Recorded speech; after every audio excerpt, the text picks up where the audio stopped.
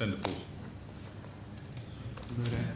Thank you for your comments and your staff. Obviously, it's very early days yet in terms of the investigation of this particular incident.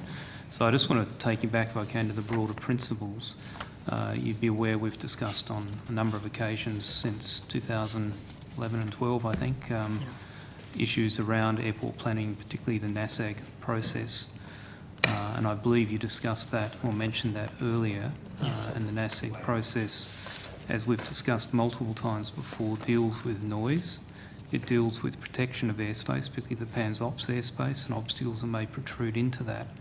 But what I'm seeking from you is an indication as to whether or not now you will go back and revisit what we've discussed on a number of occasions, which is the unique Queensland public safety area legislation, where they look at the zones on runway ends to make sure that there is no construction that would prevent a place for a pilot who needed to make a forced landing to have the ability to do that. In the past, you've said that's outside the scope of NASAG, and we've raised multiple times the fact that Queensland does do that with some airports, not all, and we've seen both state government planning, whether it be Jandakot or Archerfield or other smaller council-operated airports around Australia, where construction of residential and commercial properties have been allowed quite close, and in the zones where traditionally aircrew perhaps would have considered that that was their option if they had a problem that required them to make an emergency landing. So I'm really just looking for an assurance that you will now go back to those discussions we'd had over the last 6 years or so to look not just at the PANS ops and the noise, but also at the areas that pilots may need for forced landing areas. Yeah, certainly, Senator. And before you arrived, I outlined to the committee, and I'll ask my officers, Ms McCauley and Ms Spence, to outline. We have been working with Queensland and on a draft guideline and guidance for jurisdictions in relation to runway end safety zones and to runway public safety zones generally around airports. That work's now progressed. This tragedy obviously has taken place, but the next NASAG meeting was due to consider this issue. There was a meeting in November which considered it. There has been still some reluctance by some state planning authorities in relation to these issues. But quite clearly the Commonwealth has sought to progress this for many years as part of the suite of NASAG guidelines and guidance material, which you and I have discussed at length over the last few years. I'll ask Ms McCauley to give you an update in relation to the public safety zones.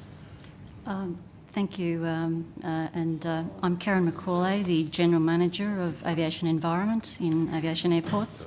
And as the Secretary mentioned, this work has been ongoing since 2012. Admittedly, it has been slow, but as the Secretary said, there's quite a few sensitivities around it. The proposal on the table at the moment is very much modelled on a combination of the Queensland model, which was in turn modelled on a UK model. So it sounds like you are well aware of those models. And as the Secretary said, there was some good discussions in our last meeting in December. The sensitivities are around trying to get the right messaging out in bringing this forward across the board to be an additional guideline in the framework. And so we've been working with the states on that piece of work over the last number of months. And we'll be bringing forward a draft now of that, an updated draft to this next meeting.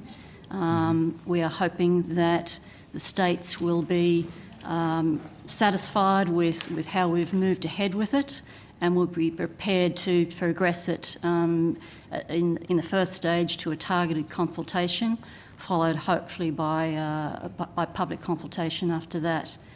It's important to note that with public safety zones, depending on the geography of the airport, part of the public safety zone might be on the airport property itself, and a part of it may be off the airport property. Now, in federally leased airports, in terms of the Commonwealth role, we would have a direct role in what goes on the airport, but it would be a matter for state and territory governments off airport.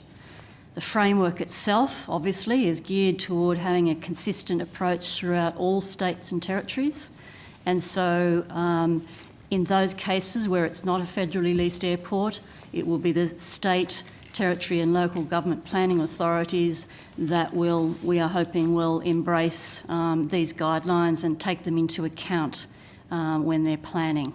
And there are two different issues. If it's a greenfields arrangement where you're building a new airport, it's a relatively a much easier thing to deal with.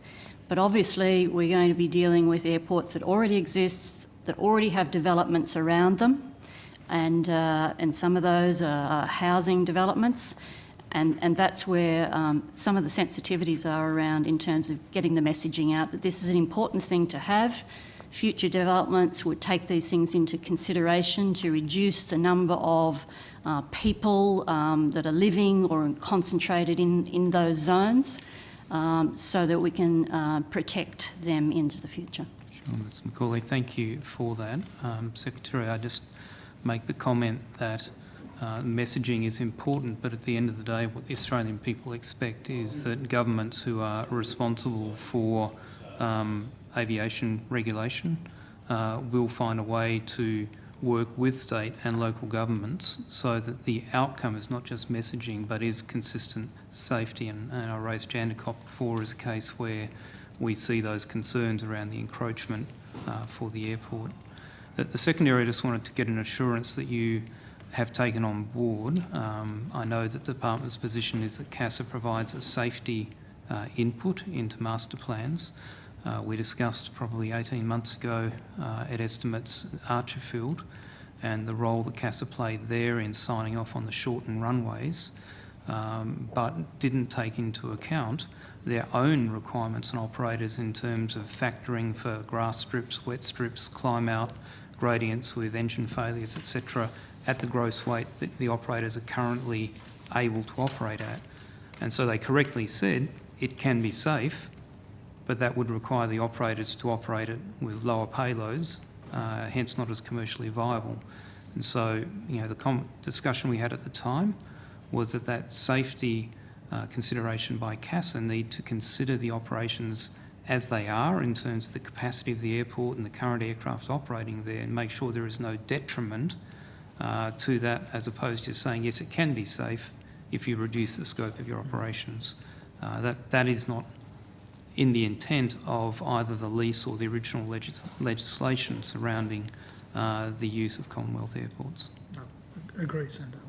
So is that an assurance that, yes, you are revising how CASA take their role? Well, we've certainly for some time been looking closely, and I think CASA's engagement in the process is much improved over the last couple of years to what it has been in the past.